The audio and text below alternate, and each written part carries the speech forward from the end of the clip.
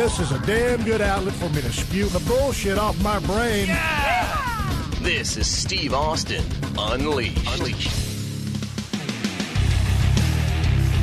All right, everybody, welcome to Steve Austin Show. I am coming to you from the mean streets of Los Angeles, California today. I'm sitting over here flat on my ass at 317 Gimmick Street recording the open of this podcast. I am about to be joined by my illustrious wife, Kristin, over here as we shoot the breeze about the headaches, hassles, and horse shit of living in Los Angeles, California today. As much as I like the weather out here, sometimes life in L.A. is a real pain in the ass, and you just got to get away and get outdoors and go ride your mule or shoot your bow or whatever it is. That's what I did.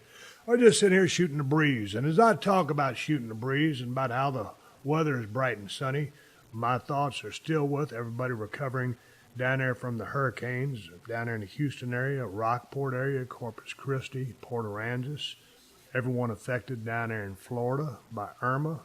So much more recovery to be done. Damn, Puerto Rico just didn't get hammered by a badass hurricane today or yesterday as I speak. And earthquakes over in Mexico. I think there's one in Japan.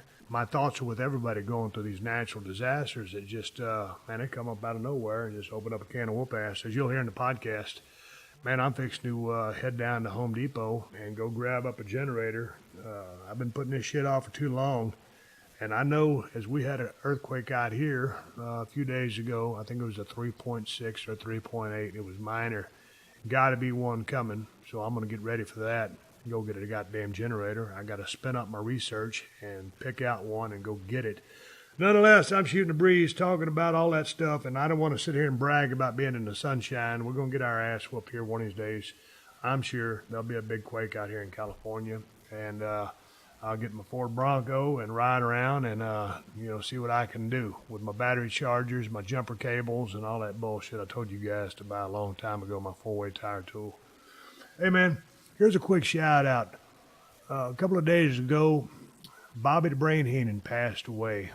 And, man, I tell you what, I want to say a couple of words about that guy because I only got to hang around Bobby Heenan a few times. And that guy was one of the funniest human beings I've ever hung around with in my life. And I grew up, he was like a generation and a half before me. But watching him interact with either Gorilla Monsoon or Vince McMahon or just him by himself doing the Bobby Heenan show on the old WWF programming back in the day, you talk about a lights-out, charismatic, articulate, eloquent, supreme entertainer. Bobby Heenan could do it all. He had this kind of timing and a gift for physical comedy, whether he was managing somebody, dressing up in a suit and wrestling somebody, taking bumps, selling, reacting. He was just so goddamn funny. And I just really appreciated everything that he did. And I didn't get a chance, like I said, to hang around him a whole lot. But it seems like I damn near grew up with the guy because when I was in WWF back in the day, one of our lead agents was Blackjack Lanza. And Blackjack helped me with almost all of my pay-per-view matches, stuff like that. And we were always close just from, travels on the road. And I like to drink beer and whiskey, and Jack liked to drink beer and whiskey. So we just hit it off. We would always strike up a conversation at the hotels or wherever, but most often we would always gather up before the shows, before the wrestling shows where Blackjack was running the show. He was the agent, handing out the finishes. And it'd be me and Jericho and Taker might be there, or Bubba Ray. I mean, the whole cast and crew could have been there, but I know it was always, God dang, Blackjack would always talk real low. You're not going to believe this. One time, me and Heenan, and he'd launch into a story about all the bullshit that Blackjack Lanza and Bobby Heenan got into. And, more often than not, there was just a lot of shenanigans and bullshit and ribs. And the guys were just great friends. And so, literally, for a couple of years, when Blackjack Lanza was an agent, I mean, a big part of going to the shows and getting there early, beating all the traffic, whatever we got to do, is hanging around waiting for your chance to get inside the damn ring and do your match and then take a shower and then get on to the next show.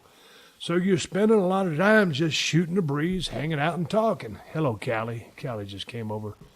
And so a lot of times we're just trading up stories, and Bobby Heenan's name would always come up, and all the guys would gather around, or it was me and Jack, and he would spin those stories. So to Bobby Heenan, I know you're going up to that big 20 by 20 squared circle in the sky, and I know that Bobby was in a bad way for a long time as he was fighting everything that he was fighting. And, you know, some people say, hey, well, he's in a better place now.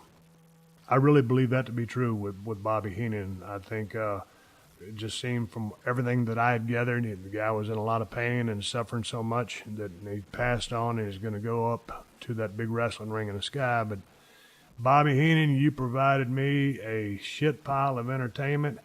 I couldn't give a shout out to you to do you any justice if I wasn't able to cuss. And so today is my day to recognize Bobby the Brain Heenan, one of the funniest sumbitches and heat-getting sumbitches to ever get in the business of pro wrestling. And it had not been for pro wrestling, if Bobby Heenan would have gotten into any other form of entertainment, he would have made it to the top because he was just that talented of a guy. A real quick Bobby Heenan story.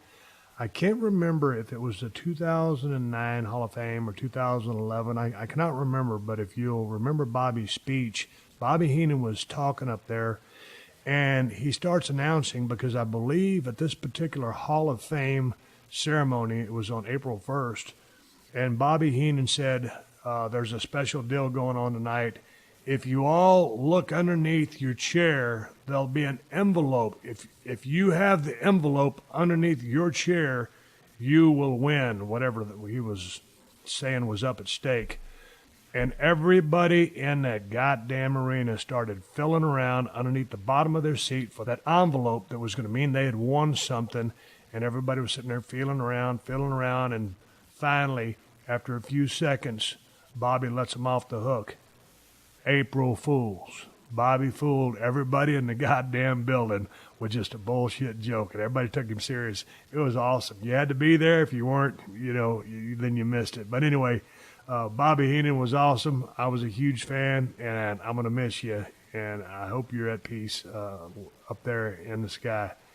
Hey, man, my show today continues. As I come back, I'm talking with my wife. We're shooting the breeze. Part of my doing this podcast was talk about some of the headaches, hassle, and horse shit that we go through in life, and my wife and I go through our share. She's coming right back to get into the podcast and shoot the breeze with the better half of this organization. But before I do that, I got to give big ups to TrueCar. Now, there's something about TrueCar a lot of people don't know. That TrueCar can also help you find a used car.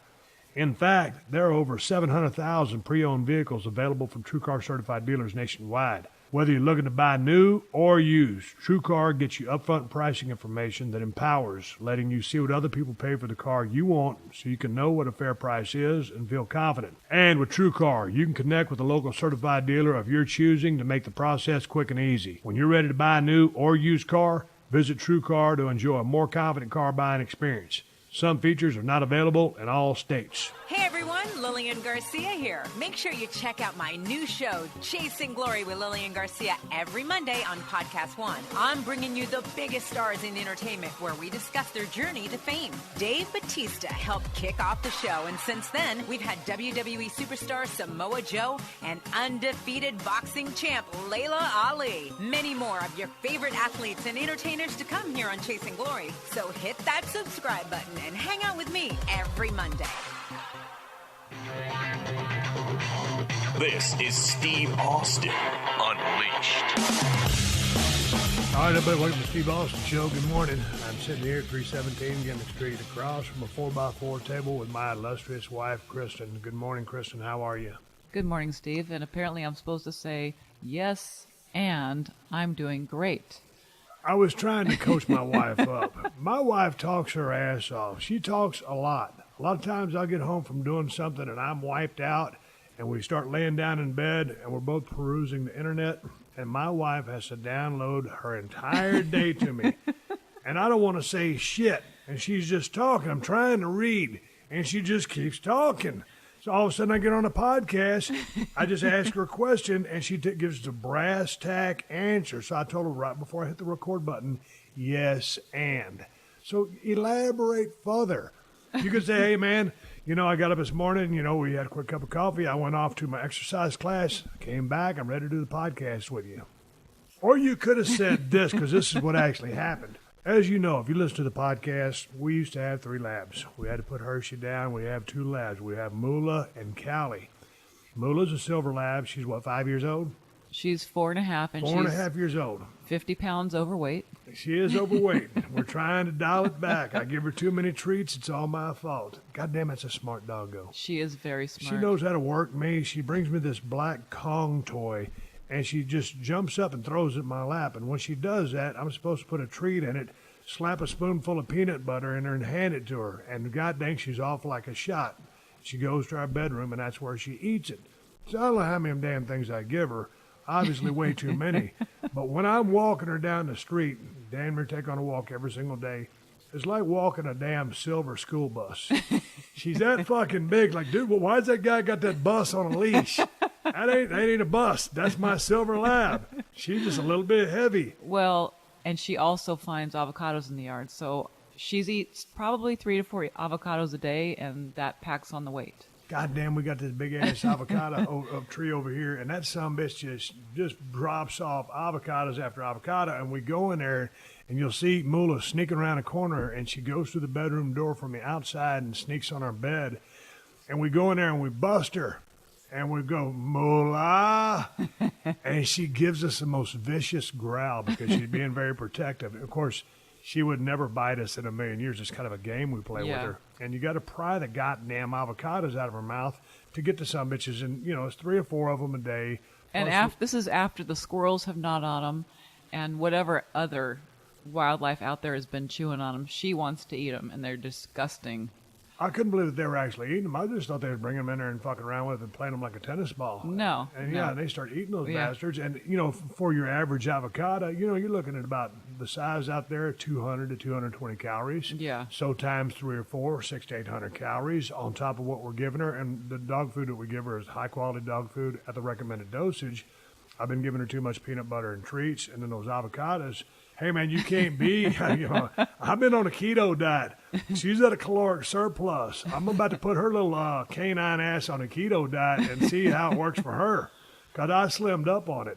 I just put my carbs in yesterday.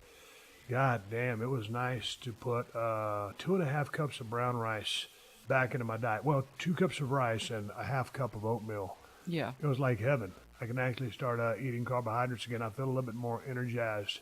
The keto ride was interesting. I had plenty of energy on it, Kristin, but then towards the end of the day, after about 4 to 5 months, I started having a few lulls. So now that I do, with a slow add into the carbohydrates, I'm feeling a little bit better. Do I look more energetic? No, but you were drinking like 16 Red Bulls, 7 cups of coffee. It got to be a little much. And plus, I was doing a hardcore, intense cardio, along with my weight training program, kind of halfway trained like all those athletes of the Broken Skull Challenge. It was pretty cute to look over here and see you doing burpees and like mountain climbers and all sorts of crazy exercises that I've actually never seen you do before. Hey, man, I'll tell you what. I had a conversation with Cassidy from the Broken Skull Challenge, and after talking with her, that kind of really opened my eyes up. And I've been talking to Tommy Hackenbrook and Ian and Hunter, all my premier athletes, and Candace. And the one time when I sat down with Kristin and listened to her talk about how and why she worked out the way she did over at Epic Hybrid Fitness in New York City, I said, man, there's something to this. I got to give it a try. And so I decided to step out of my box. And, the same old I've been doing for 40 years, 12 to 16 sets of back, 12 to 16 sets of chest, 8 to 12 sets of, bis or tris. It's the same old. But So it's pretty funny to watch your rickety old body get on the ground trying to pretty get back. funny. Fuck my ass. It's funny. Here's the thing. You're not flexible. That's the... No, I ain't flexible at all. And I always like when sometimes I respect the hell out of all the people who, have adopted or adapted a CrossFit type lifestyle, or that's the training regimen they use. Great. I'm not a fan of the kipping pull-ups or some of the other movements. But it's a great methodology or structure to get in badass shape. And so these people, sometimes they'll tell me, hey, man, you can do handstand push-ups and kip and pull-ups. And no, I had my shoulder rebuilt. You can do it. No, motherfucker, I can't do it. You didn't live 14 years on the fucking road having guys beat the shit out of you with steel chairs, dropping you on your stack of dimes, and getting 2 rebuilt shoulders, a fusion in your neck, broke bones in your back, right arm don't straighten out. My right arm's crooked as a politician. You forgot about your knees. Yeah. God damn. Had ACL, PCL put in the left knee, still missing the PCL in the right knee. So don't tell me what I can do. I know what the fuck I can do. So my wife came around, my workout facility is right beside our house in the backyard. It's got a canopy over it, and I turn my little jam box on, and I got my system going. And my problem is, Mula comes over, and she wants me to throw the ball for her. Finally, Mula has realized that it's not time to throw the ball when Daddy's trying to work out. But Callie ain't figured that out yet. And she's always standing right there with a tennis ball in her mouth. And Callie's problem is she's very vocal. Very vocal. She's the loudest lab I have ever had in my life. None of our labs have ever been barky. No. Now, when someone knocks on the door or rings the doorbell, Mula has this siren of a long-winded bark. I mean, she lets you know what the fuck's going on. Yeah. That's her house. Someone's at the door. But she doesn't really bark. No. Callie comes over here. I'm trying to do my workouts, and I'm going to get into what I was doing with my rickety ass. It's pretty cute, though. Oh, it's very cute, and I love her. And so I've invented a system with her. But she'll sit that damn ball down on the ground, and while I'm over here trying to do burpees and squat thrust and push-ups and planks and doing my clean and jerks and all the other stuff, she's barking at me to throw the fucking tennis ball. And she just stares at the ball and barks. Yeah. And then she looks back up at you. Do you not understand, you dumb motherfucker? I want you to throw this ball. And so, finally, I just started throwing the ball. And there's a cement block wall. Yeah. And I got a bunch of signs nailed up to it. And I'll throw the ball, it ricochets off the wall, and then she starts chasing it. And she gets a damn good workout. But by the time, I'm sitting there throwing the ball for her for 20 minutes, I've got too much time in between my sets. Right. So anyway, I finally got Callie tired so I could do my workout in. And I was over there doing squat thrusts. Well, if you know what a squat thrust is, it's a shortcut or a progression to the burpee. Because burpees, man, when I jump down into the position of a push-up and then spring back up to jump, that's a little bit of a dynamic move for the system or damage that I've done to my system. So I started off doing a squat thrust. Go down to basically a push-up position with your arms extended, kick your legs back, come back up.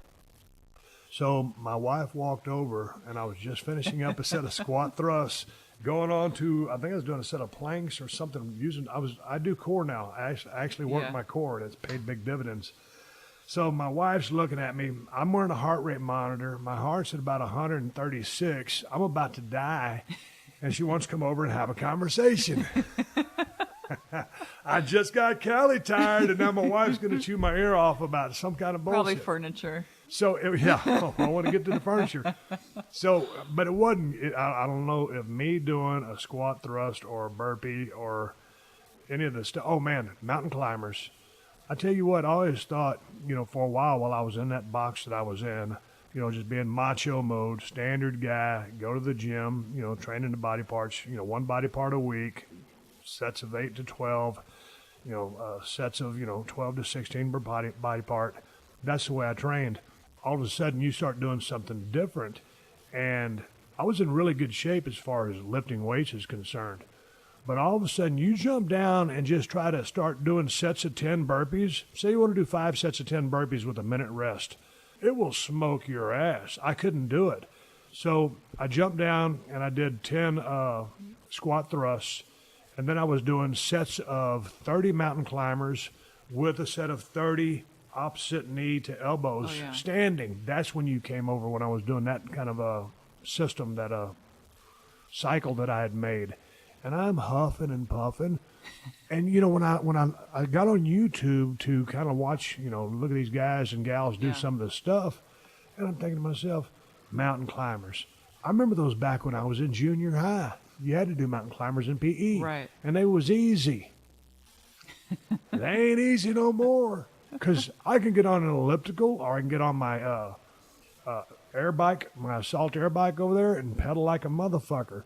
All of a sudden, you get down in a handstand position and start doing mountain climbers, it will blow your ass up. And then go knee to elbows, standing there. God damn, my core's gotten much better, but I look like an idiot. Well, it's a different type of conditioning, too, and it's good for your body to switch it up a little bit. Well, when are you going to switch it up a little bit? Hell, they damn near shut down your Zumba class. You used to go to Zumba 5 days a week, and I was thinking, man, goddamn, I guess my wife's having an affair. She's always gone. She always leaves in her Zumba attire, and she comes back sweaty. Something's up. And then your Zumba got cut down to one night a week, and that sucks for you. It It's really good for me does. because I get dinner on time, and you love to cook. I'm not trying Yeah. to throw the sexist thing in there. Yeah. You love to cook, so I'm Yeah. eating all the time. But what are you going to do? Oh, you got to tell Well- the bicycle story. I decided, well, why don't we start riding bikes again? Because we live in a beautiful place. We're right on the beach, and there's a beautiful bike path. Let's start riding our bikes. We bought 2 bikes, I guess 10 years ago. Spent way too much money on them, way too many bells and whistles. Pulled them out of the storage deal, and they were spider webs, flat tires, corrosion.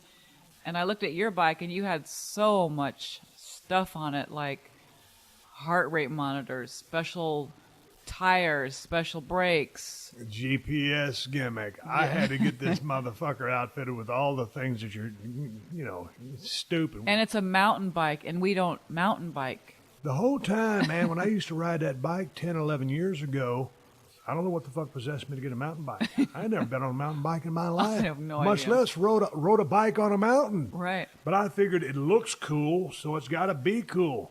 And you're down in this hunched down position, and it's uncomfortable as fuck, especially with my body. And I'm trying to pedal, and it ain't fun because you can't just stand. You kind of sit up and ride with Right. one arm, much less no hands. You have to be in an action pose as if you were riding on a mountain, and we don't do that. So needless to say, we decide we're going to take up biking again because I only have Zumba 1 day a week, and we can bike down the path. And while I'm on that mountain bike, I mean, in that aggressive position, that seat on that bike is about the size of an iPhone 6. No, it's the size of a banana. God damn, you talk about it. If you ain't got hemorrhoids, it'll give you hemorrhoids. I won't even go into that because my wife's sitting in front of me. But God damn, and I ain't got hemorrhoids for the record. But I'm just saying, that seat's a little small. And it's uncomfortable. It's uncomfortable. Yeah. So my wife and I said, well, nonetheless, we'll take these damn things to the repair shop, which is only 4 blocks from our house. We rolled those things in there and said, hey, man, well, actually, Kristin's bike didn't need any work. It was mine.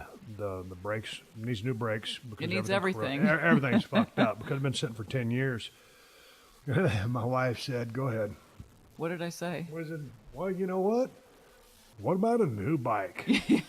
Because you have to do all this work on mine just to get it up and running. Right. And we're looking at these new cruiser bikes Yeah. that are like 7 gears, upright position, tall handlebars. Great handlebars. And she says, Steve, why don't you consider trying one of these bikes?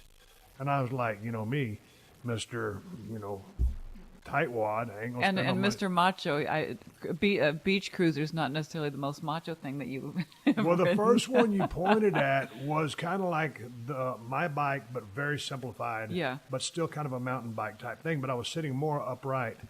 And I said, okay, let me take it around the block. I was like, man, this is amazing. And then this feels- Amazing. Yeah, it was amazing. It was surreal.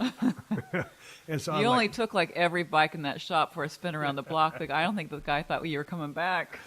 God damn, I was going to get my money's worth. And Hey, that's how you got your cardio, and you did it for an hour. But the thing about it was, I was going to make sure that I rode those goddamn bikes long enough. Because it's just like when I told my brother when they were buying their camper, their Yeah. RV, I said, man, you can drive that damn thing 20 miles, but until you go further than that, you don't really know anything about it. You got to spend some time in those things. So I was going to spend some time on that goddamn bicycle before I said, yes, I want it, or no, I don't. And so I got off that kind of mountain bike like mine, but it was more comfortable. It was really, really nice. And Kristin and this guy start wheeling this beach cruiser over towards me. Yellow. That was yours. Okay. This one was grayish black, and the handlebars were like, At your ears. yeah, they're about 5 feet in the air. And it's got full fenders on the front and back. I mean, there's something that looks like somebody 80 years old would ride it. Zero cool factor. I think it looks pretty cool. Well, anyway, the name for my bike is Grandpa. So I get on Grandpa, and I take it for a spin around the block. And I'm like, wow, this is different. I'm not in a death race position. I'm not over in a Tour de France. I got to go 45 miles an hour position. I'm actually sitting upright vertical, and I was riding with one hand on the handlebar and thinking, look how easy this is.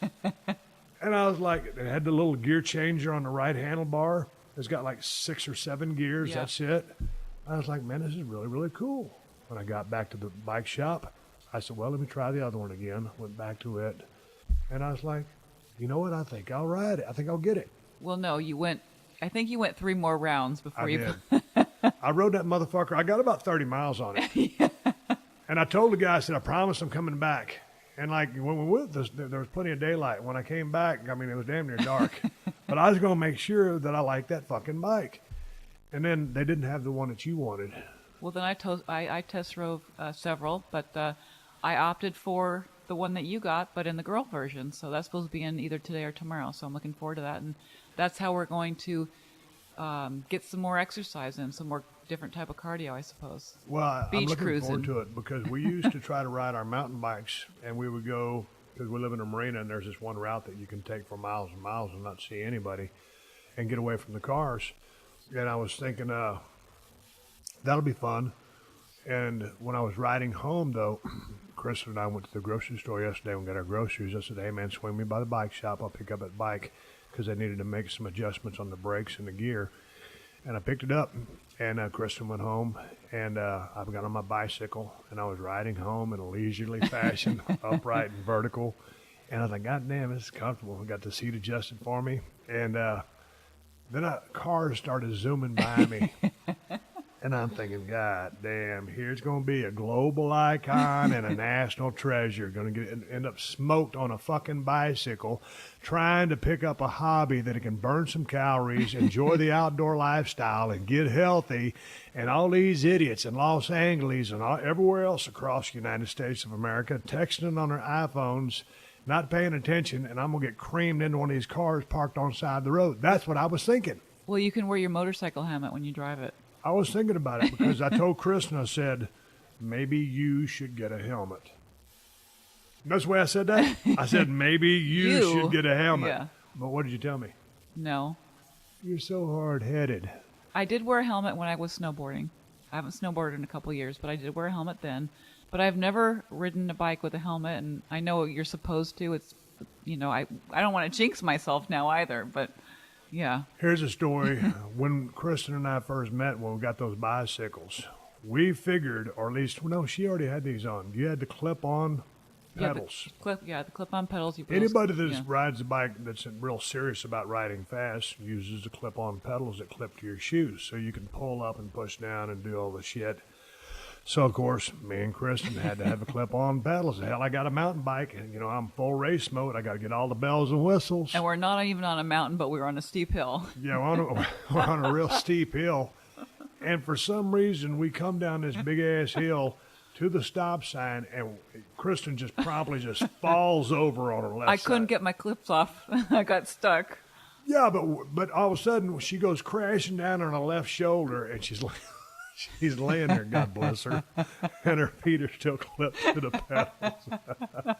She's kind of like laying like a turtle, except on her side. She's fucked. And I'm like, God damn, you okay? And she starts cussing me out. Why was it arbitrarily my fault that you fell down? It was just your fault. I had to blame somebody. It was your fault I fell. I was so mad. God damn, I went home. I had like PTSD. I got a wrench. I was still stuck. I couldn't get my feet out of the pedals. I just picked her up and gave her a push and said, go, young woman, go. This was 10 years ago when you were a young woman. We went to the house. I was so traumatized. I couldn't ride a bike with my wife for a long time. and I got a wrench out, and I took those fucking flip pedals off my bike, and I said, you know what? I'm just going to pedestrian this motherfucker and just ride slow. But I was in such a hunched up position. Yeah, I we said, still had a "Fuck the mountain bike." And so that's why the fucking bikes were in storage for 10 years.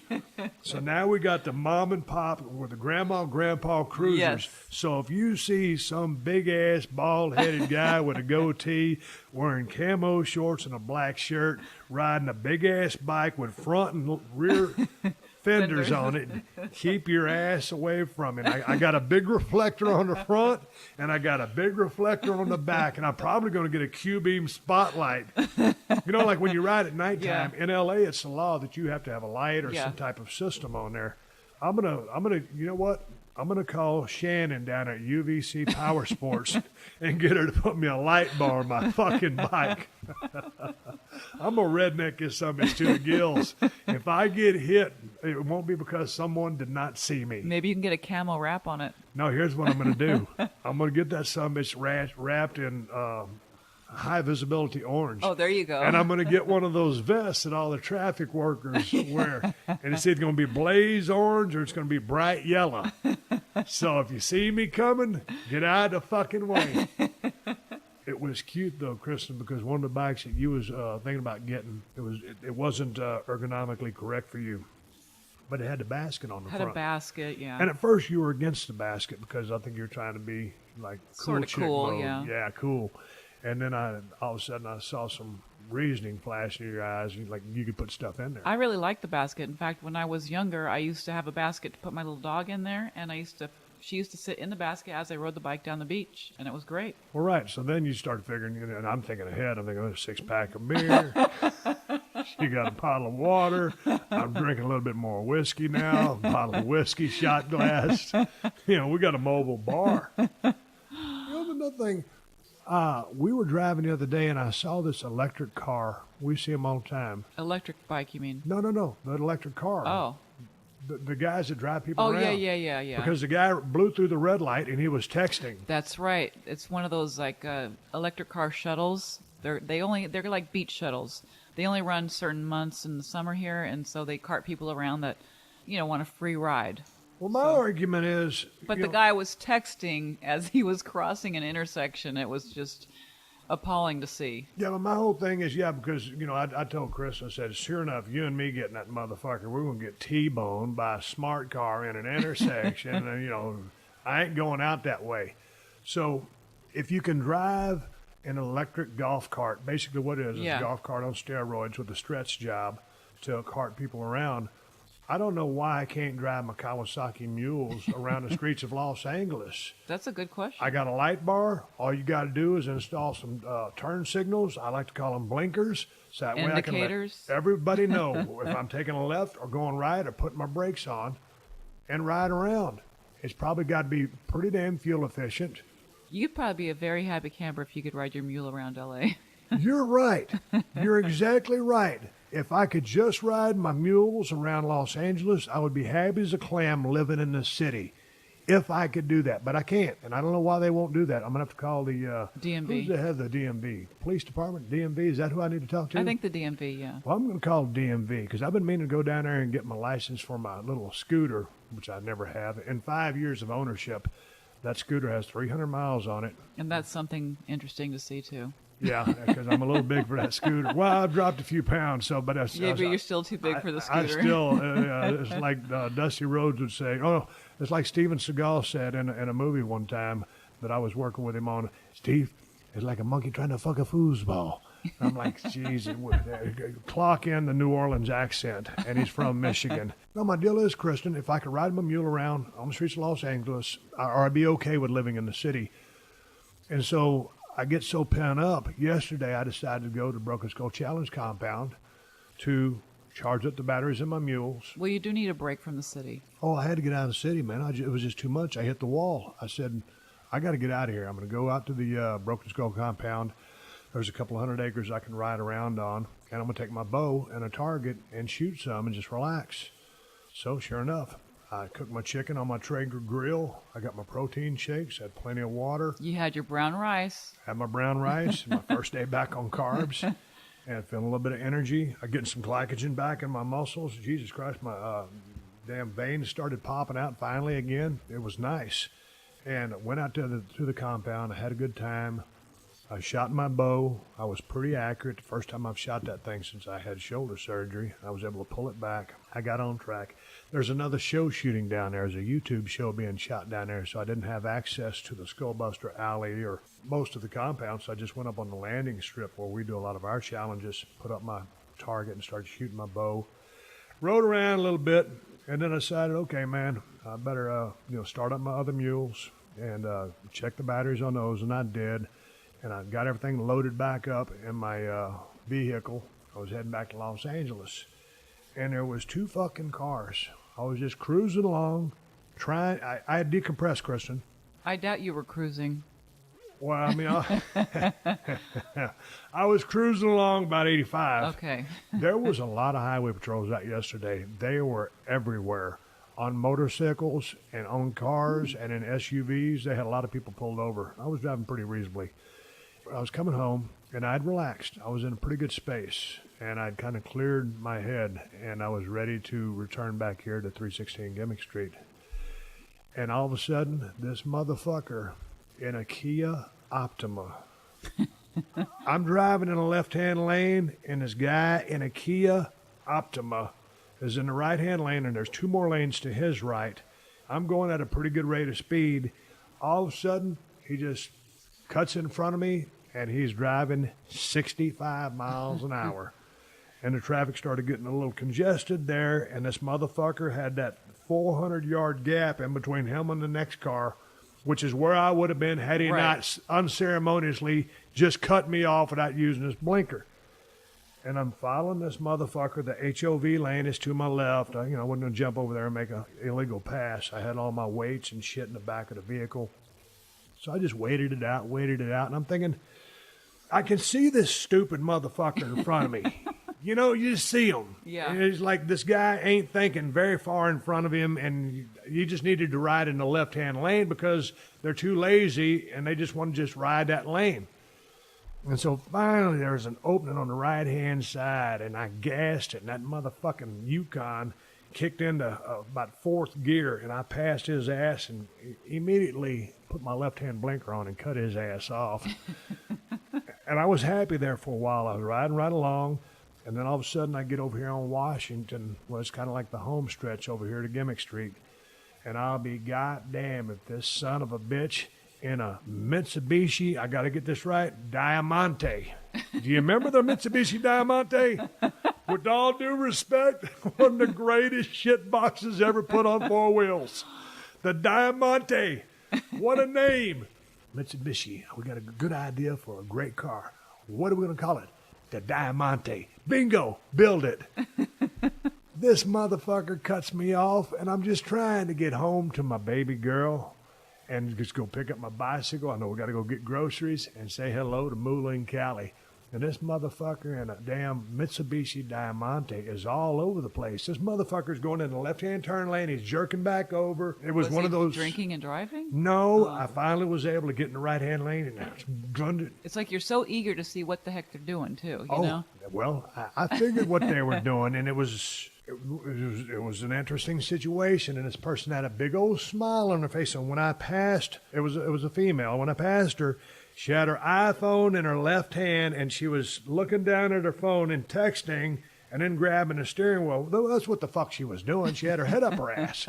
But she figured she got to get in front of me, and then I could see through that rearview mirror, and she had that damn shitty tent job on the back of her window, but I could almost see what the fuck she's doing. I looked at her, because like anytime someone's in front of you, you just got to look over and see who and what the fuck is driving this vehicle and why.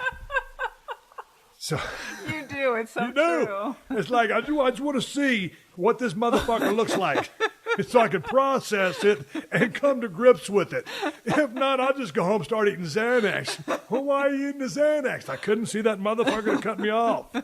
I didn't need the Xanax. This way I could go home and get straight on the whiskey. There is something very satisfying about seeing who's in front of you when they piss you off. I don't know why it is. Because there was one dude driving a cargo truck. I left him. It puts an exclamation point on your inclination that this person's an idiot. Yeah, I just wanted to see. Like Foxworth, they said, here's your sign.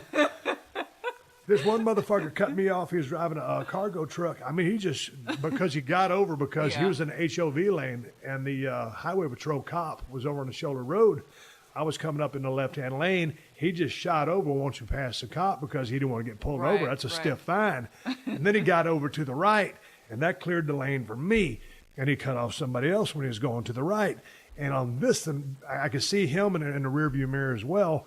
And I was like, I could shoot him the right-hand stare and just kind of give him that steely drive-by like, you dumb motherfucker. But I said, you know what? I ain't even going to give him the satisfaction of getting put over for cutting me off. So I kayfabed his ass and just kept driving. And I was curious. I wanted to shoot him you're not road raging. You just want to kind of shoot him that incredulous, really, dude, kind of look. But I wouldn't even give him the satisfaction of that. Yeah, I've had those moments too. Yes, I said, dude, fuck you. You know, I'm just going to drive by like you didn't matter. And he didn't. Anyway, I came home. The psychology of driving in L.A. Well, goddamn, it's a coping mechanism because if you got to have something up your sleeve to be able to cope with all the bullshit of living out here. I love the weather, but goddamn, and there's some great motherfuckers in Los Angeles. Don't get me wrong, but there's a bunch of stupid ones too. Hey, goddamn, let's take a pause for the calls from the sponsors. Keep the show on here for free. I got a couple of bullshit stories I'm going to tell you. I'm coming right back with my wife, Kristin, after this. Take a closer look at unlimited data plans, and you'll see they're not always upfront with their prices. Not at T-Mobile. Get unlimited data with taxes and fees already included. And right now, get 4 lines of unlimited data while on our network for just $40 each per month with AutoPay. So go ahead, take a closer look, and you'll see nobody does unlimited like T-Mobile. Don't wait. Hurry into a T-Mobile store or call us at 1-800-T-Mobile and switch today.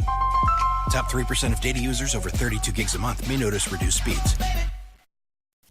Want to know why Attack Each Day was on top of the iTunes charts in its first week? What the hell's going on around here? I ripped my headphones off, spun around, and flinged them. I turn around, and my dad is like 3 inches from my face. And he says, go get him. Gentlemen, we're going to attack this day with an enthusiasm unknown to mankind. Hear Jim Harbaugh, Jack Harbaugh, and JT Rogan share their stories every Tuesday on Attack Each Day, the Harbaugh's podcast, on the Podcast One app, Apple Podcasts, and PodcastOne.com. The wait is over. Football is back, which means FanDuel is back. FanDuel is fantasy football for everyday fans. There are new contests starting every week. There's something for everyone at FanDuel. Lots of contests to choose from, starting at just $1. Just pick a contest, choose your team, and watch your score in real time. Over 2.5 million players have won a cash prize playing fantasy sports on FanDuel. Sign up today. Just go to FanDuel.com, click the Join Now button, and use my code Austin. Don't get left out this NFL season. Try FanDuel for free with no deposit required. Visit FanDuel.com to claim your free contest and play for a share of $10,000. Just sign up using my promo code Austin, AUSTIN. That's FanDuel.com, promo code Austin. Void where prohibited. This is Steve Austin Unleashed. All right, everybody, welcome back to the Steve Austin Show. I'm sitting here with my wife at 317 Gimmick Street. When we took a break, Moolah came over along with Callie, and they started wrestling on this brand new big-ass couch, which I'm about to get in the middle of this story on. I braved all the Los Angeles traffic, got a chance to go out there and clear my cobwebs out of my brain at the Broken Skull Challenge compound by shooting my bow and driving my mule around, fighting that fucking traffic. For anybody that owns one of the finest cars on the streets of anywhere, the Mitsubishi Diamante, I did not mean to offend you if you own one of those things. I would love to have one, take it to West Coast Customs and get them put a 12-inch lift on it, make it four-wheel drive, and maybe slap in a Ford Coyote motor. Boy, what a swap that would be. And to the Kia Optima owners, I didn't say shit about the Kia Optima. It was that motherfucker driving that sumbitch that pissed me off. The Kia Optima, God knows, I would love to have one of those. Almost as much as I'd like to have one of those McLarens that dude brought over the other day. Oh, yeah, that was really nice. Got to get into that story, man. That was pretty cool, wasn't it? It was really cool. And I'm not even a car person, but that thing was pretty cool. God dang, I got a buddy of mine on Twitter. He's Motorator, and Instagram, Motorator. And this guy does a podcast, The CarCast with Adam Carolla. And that's what they do. They review and drive, race cars, high-end cars, sports cars. And he told me a couple of days ago that he had in this McLaren 720S. And, hey, man, if you want, I'll bring it by, let you check it out. Well, I was going to, he was going to bring it by. We were set up to talk on Saturday or Sunday. And my wife, she had a goddamn root canal. When did you have your root canal? Friday. I had a horrible toothache, and I called the dentist. I said, can you please get me in? And fortunately, they got me in within, 4 hours. And, of course, they had to do a root canal, the last thing you want to do on Friday afternoon at 4 o'clock. But I was looking forward to it. When my wife says, I have got to get this tooth looked at, and she had that looked in it, that 1,000-yard stare, I was like, we got to get it. I call out the dentist. I'll do whatever you want. I'll drive you. I told you I'd drive you. You didn't want to. No, there's no reason for you to drive me. You're tough as nails. You're so hardcore. That's why I love you. My wife's a goddamn tough, and her tooth was hurting her so much, she goes, I'm driving myself to the dentist. I said, yes, you are. Well, I wanted you to watch Callie because she just got fixed, and we can't leave her unattended because she ate her, it's like an inner tube you put around their neck, their donut, whatever. A lot of times when you get surgery on your dog, they put that plastic cone on. Well, instead of using those plastic cones, because Callie is such a wild dog, I mean, she would literally go ballistic and tear the house up and probably hurt herself. So we get one of those inflatable gimmicks you put around a dog's head. And so Kristin put the inflatable gimmick around her head, and I was over here in the backyard at 317 lifting weights, and here comes Callie plowing over. So you got this inner tube wrapped around her fucking head. I'm thinking, I guess Kristin's giving it that test drive to when we get them by ourselves, she can't take it off. Right. Well, there's a canopy over my weightlifting station back here at the gym, and she promptly wedged her head in there between that and the fence and pulled that motherfucker off. And then once she did that, she commenced to taking out that nipple and chewed it off so you can't, cap it and keep the air in it. So she took it off and destroyed it in about 30 seconds. Yeah. So we figured that wasn't going to be the ticket. So anyway, I got Motorator wants to come by, show me the McLaren 720S, possibly let me even drive it. And I got to watch the dogs because Kristin's got to go, check on her mom out in Thousand Oaks because Callie, we can't let her eat her stitches out of her abdomen from getting fixed. Well, we have to supervise her. You just can't leave a dog unsupervised when they've got stitches. Absolutely. But, when you're a global icon and a national treasure, the toughest SOB to ever step foot in a ring in the WWF, and I got to call Motorator. I sent him a text message, hey, dude, I got to cancel the badass $300,000 McLaren and babysit my dog because my wife got an emergency root canal, and now she got to go check on her mama. And then you were stuck here for 3 days. No wonder you're going out of your mind. God damn, I'm just too macho to be sitting in a fucking house in Los Angeles. Watching your little dog. So anyway, while I was doing that, where was I when you were configuring the couch? I want to talk, because I want to talk about it. I have to talk about the couch. Let me put it like this. I have to talk about the couches so I can get it off my mind and move forward in my life. What the fuck happened? Well, you were talking about the car, and then you went to the sofa. But anyway. Well, the car was cool. Okay. The car was cool, and he ended up coming by the other day, and everybody saw the picture on my Instagram account, Steve Austin BSR. Thank you, Motorator. The McLaren is an awesome car. Getting in and out of that motherfucker was interesting. I needed a shoehorn and some Vaseline, but it worked. And Motorator, Matt, let me take the car, on about a 5-mile drive. And because it was dark, I didn't have my license on me. I didn't want to get pulled over. I didn't want to get a ticket. That car is amazing. 700 and some odd horsepower. The car weighs about 3,100 pounds. I just blipped the throttle a few times. I wasn't going to do anything stupid. Right. I believe it's an all-wheel drive car. God damn. It was... No, I think he said it was rear wheel. Oh, you're right. You're correct. You're correct, Kristin. It's a rear-wheel drive car. And I don't know why I would remember that because I don't know anything about cars. But. Oh, man. But Matt's such a knowledgeable guy about cars. He was telling me all the information. You're correct. It's a rear-wheel drive car, but it just has super traction. But I wasn't going to just hit the throttle and get squirrely in that motherfucker and end up crashing it. And that's what I don't need, a $300,000 nightmare on my hands. But, man, it was cool as shit. So anyway, enough about the car. Your thing to do was... You came home yesterday and I told you I was adding to our furniture collection by buying an ottoman and maybe changing out into the sofa for a chase lounge, because I thought you like to get your feet put up and might be nice for you to watch football. Yeah, here's the real deal. We got this fucking couch, and it was all fine and dandy, and we got these little boxes to put our feet on for ottomans. And Kristin says, you know what? I'd really like a chase lounge, because if you have the chase lounge over here on your end, it closes off the living room space. Right. And it's like It looks cozier. Yeah, it closes it up. Yeah. And gives you that atmosphere. So I'm like, hey, man, cool, go ahead and do it. And then so she gets the chase lounge, and she gets the ottoman. So what happened? So I bought the new pieces of furniture to complete our set. I got the chase lounge, got the ottoman, they hooked it all together. But then I had extra pieces, so I thought, well, now that I took out the armless love seat, I have to have another chaise lounge or an end for it, because it can't just sit without arms. So I went and purchased some additional pieces to complete the set, so I figured we could put it at 317 Gimmick Street for your podcast studio. I'm over here. I'm walking back and forth with a tape measure from 317 to 316, from 316 to 317, measuring on the floor, 104 inches, 130 inches, this way, that way. And I'm trying to do, I was trying to do a podcast. You were. And I told her, I said, listen, this is the last trip. I mean, because I just put on a brand new pair of tennis shoes, and I'd almost wore those motherfuckers out. And you like every time you get a tape measure and you pull that sumbitch out, I thought I was going to wear the damn numbers off the tape. And so I'm spitting out all these numbers to Kristin. She's at the furniture store with the gimmick person trying to get the correct configuration, so she orders because it's a sectional. Yeah, sectional. And they come in pieces. And so you can, put them on the little hinge, put them off, and it looks like one continuous unit. But goddamn, Kristin, what happened?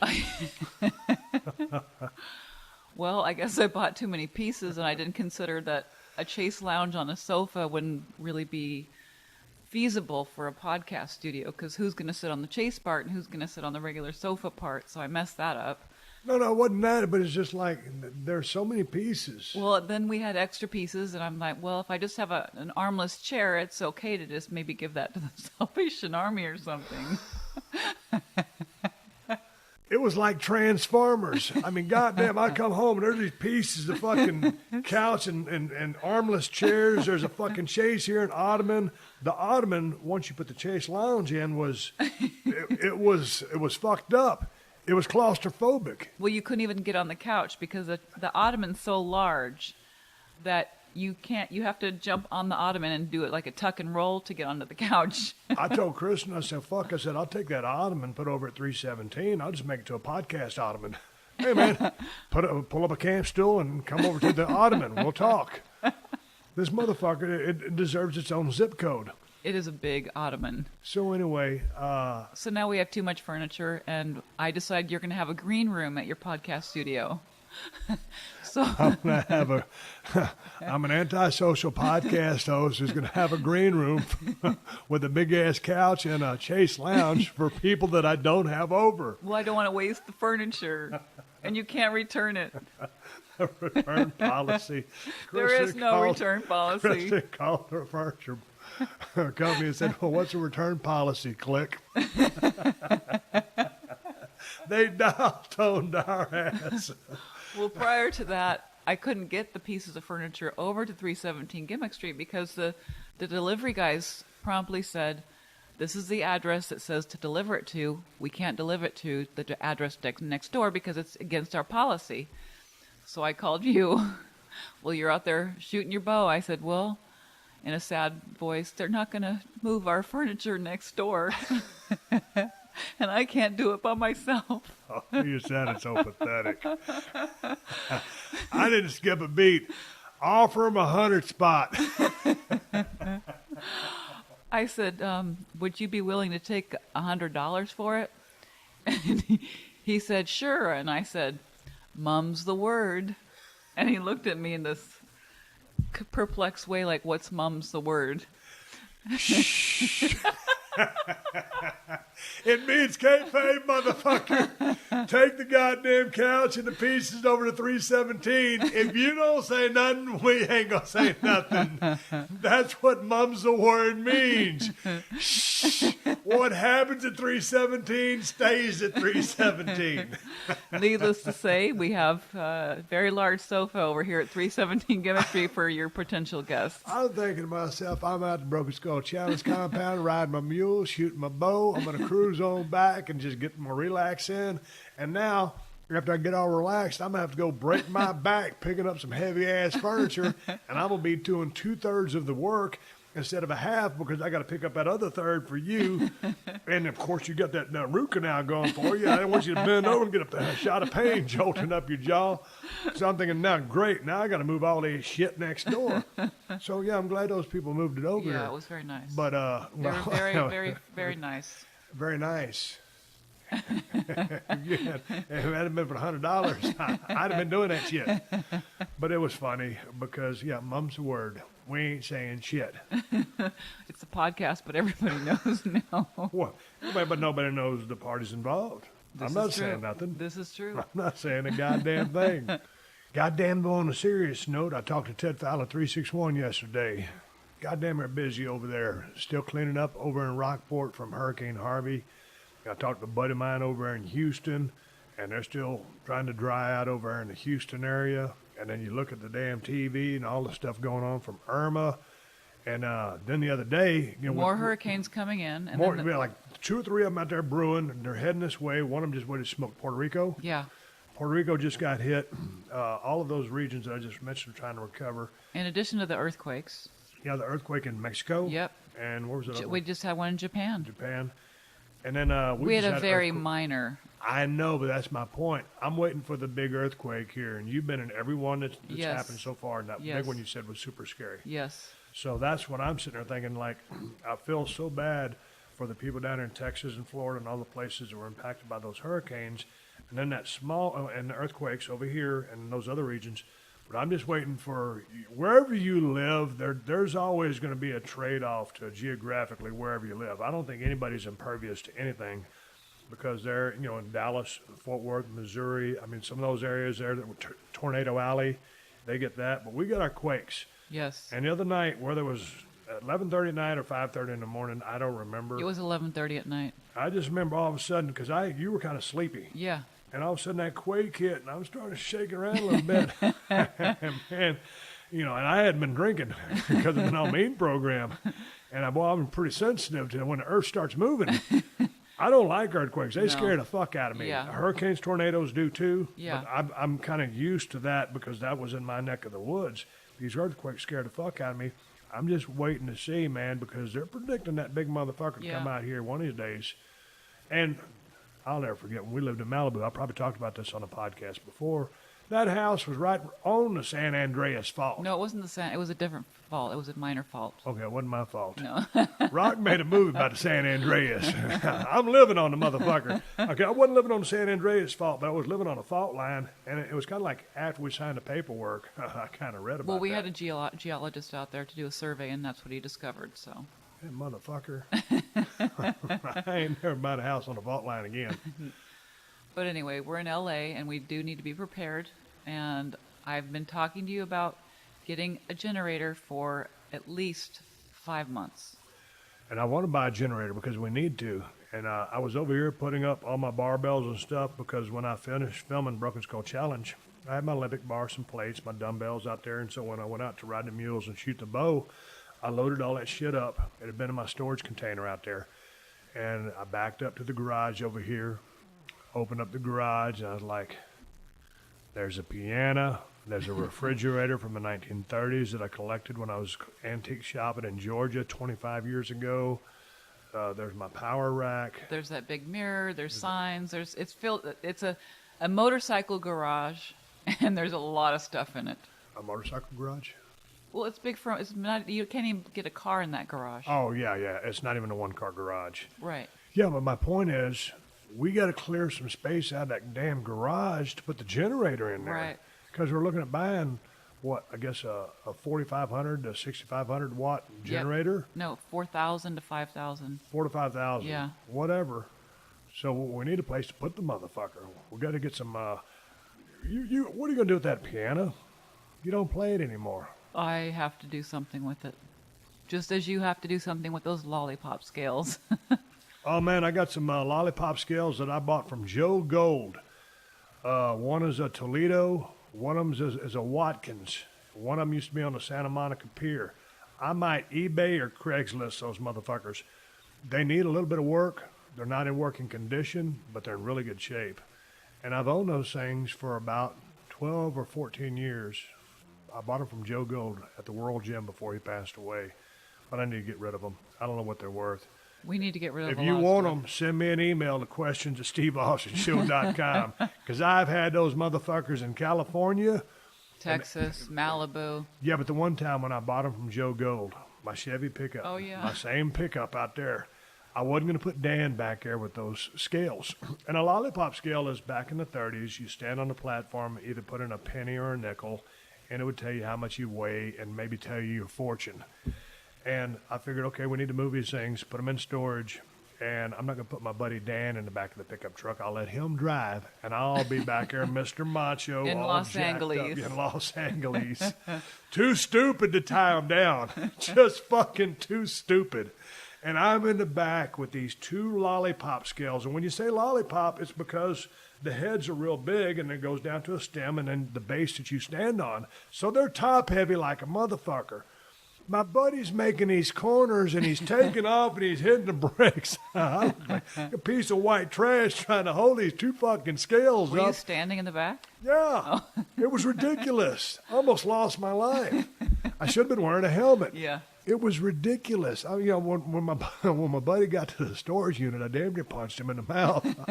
I'm like, dude, when you hear me back there yelling and selling, telling you to slow the fuck down, slow the fuck down. So I'm tired of the scales. And when we bought the ranch, we shipped the scales on a truck all the way down to the Broken Skull Yep. Ranch. And when we sold the ranch, they weren't going to convey because I'm such a tightwad. So we shipped the cocksuckers back. And now they're in my garage, and now they're in the way. I got a gut full of them. I'm tired of them, and they got to go. So if you want a lollipop scale, send me a motherfucking email. Questions@steveaustonshow.com. And there's a bunch of other shit we need to get rid of. And if we find Broken Skull Ranch 2.0 in Nevada, we're only looking for about 10 to 50 acres. It'll be a small Broken Skull Right. Ranch.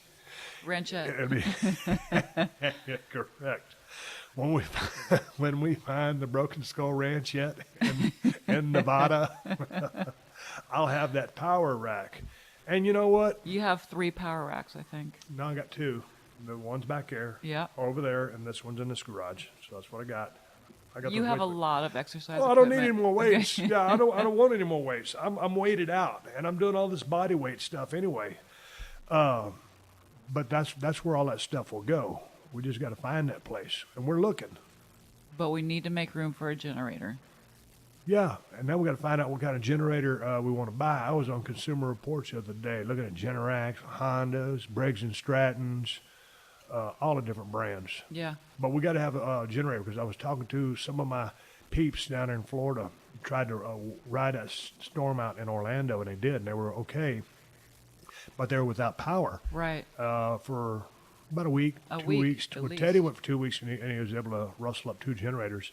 But if there is a quake over here, we've got to be ready. So I guess, if there's a moral to this segment or whatever of the podcast, man, you got to be ready. I don't want to be a doomsday prepper. If the shit hits a fan, I got all my supplies as far as my hunting supplies. Let's leave it like that. I got hunting supplies, but we need electricity. Yes. We need water. We need some canned goods, radio, batteries. Yeah. Extra medication. There's a whole list of things you can look on the. Yeah, and that being said, I mean, when you say medication, you might as well stock up on the whiskey, too. I mean, if we just get a little bitty gimmick generator and a bunch of whiskey and a bunch of sake, we might be able to ride it out. We need ice cubes. Oh, God dang, I forgot to mention that. Speaking of Blanton's, Which is a whiskey. it's my favorite whiskey that I like to drink. We went to the liquor store the other day, and I told you guys I was going to do a podcast about my keto diet. And I only drink a little bit of whiskey one time a week because I was still on my program. And as I told you on the Tuesday podcast, I just started introducing carbs. So still, just the shots of whiskey one night a week. And so I'd run out.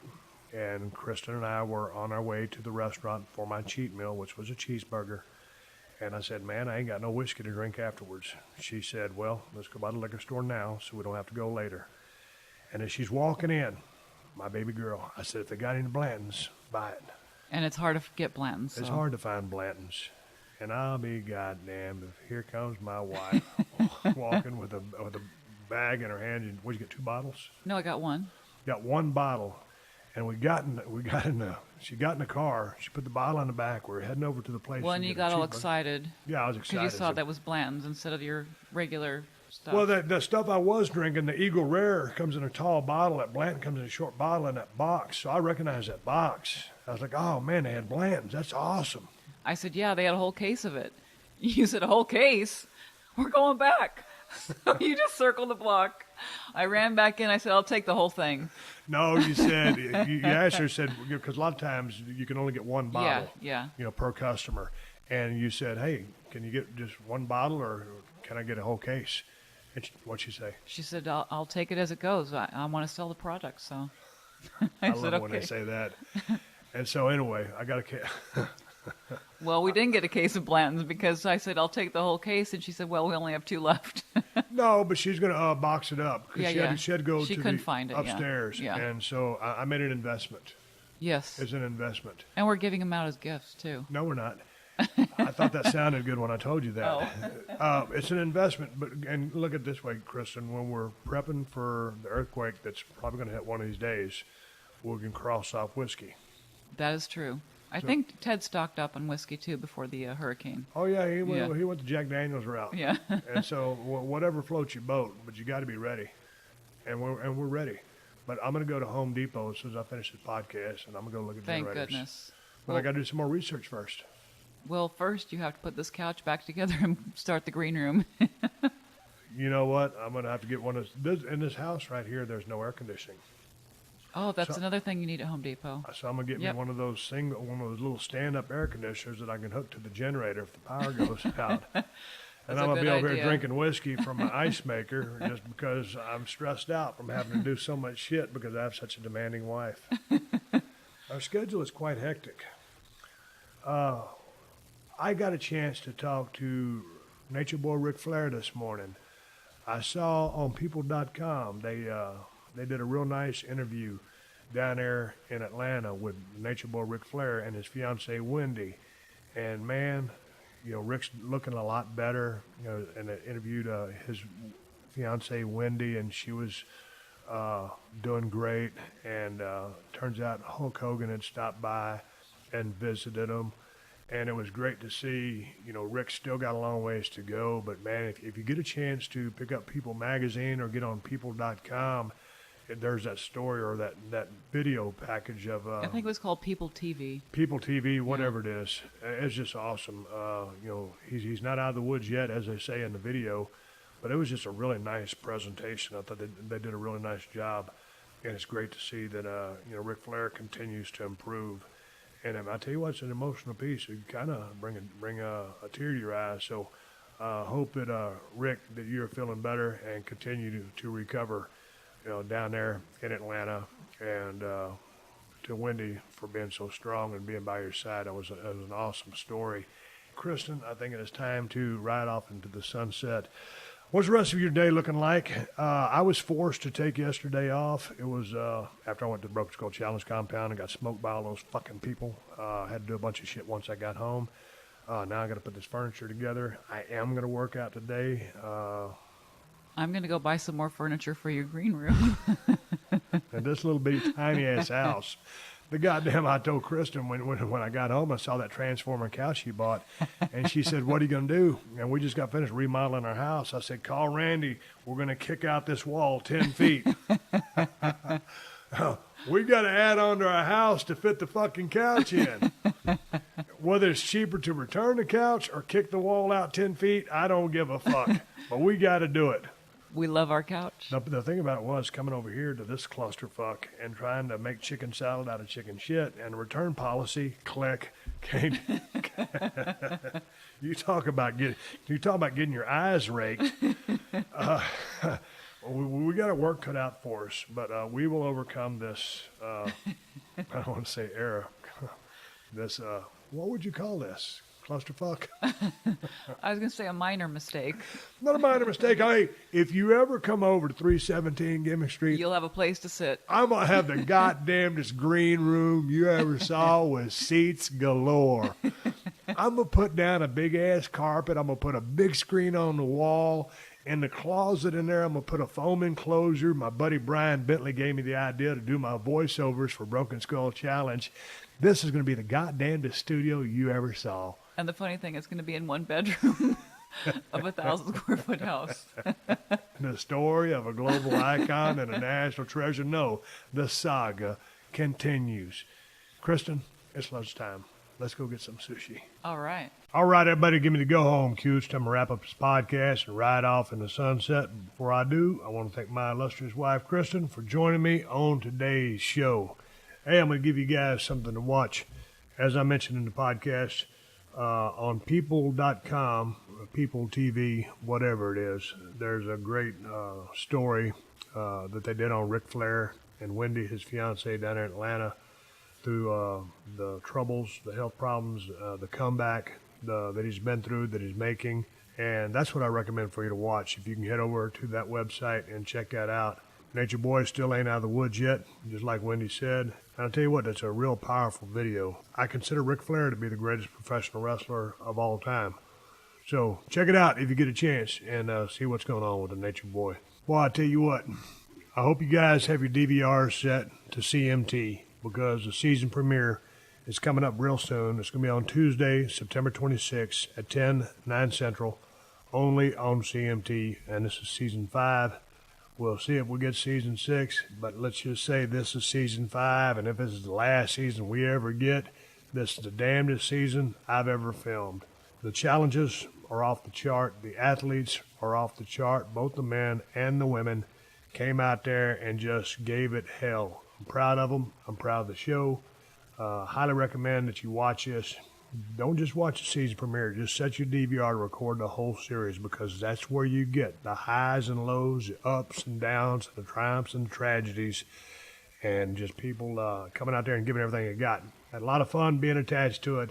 Had fun out there at the compound yesterday shooting my bow. So tune in, set your DVRs for September 26th. That's a Tuesday, 9 Central, only on CMT. Hey, man.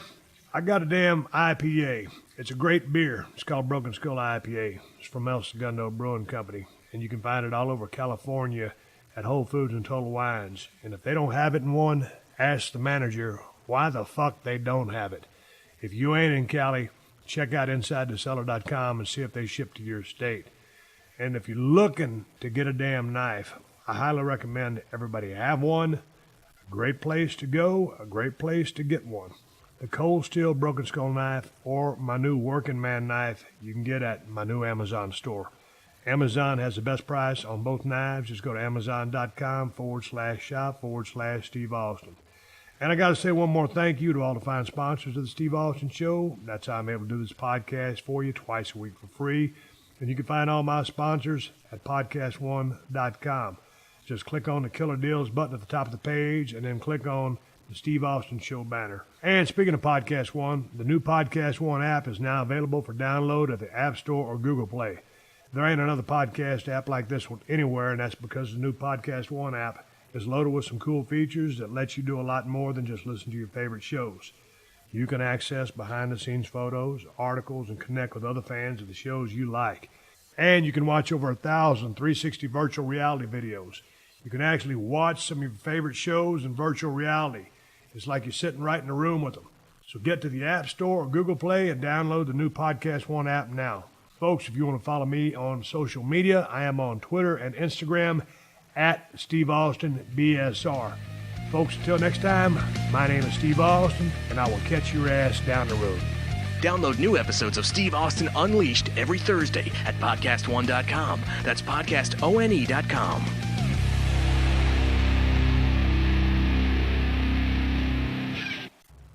Hurricane Maria in Puerto Rico, Tillerson and Iran. I'm Tim McGuire with an AP News Minute. This is what Maria sounded like when it roared across Puerto Rico today. Hundreds of homes have been destroyed. The entire island has lost electricity, and there has been widespread flooding. It's no word yet on any deaths or injuries. Maria has been downgraded to a Category 2 storm. Secretary of State Rex Tillerson says Iran is in technical compliance with the 2015 nuclear deal, even as it fails to live up to the expectations that the deal would remove a serious threat to the region.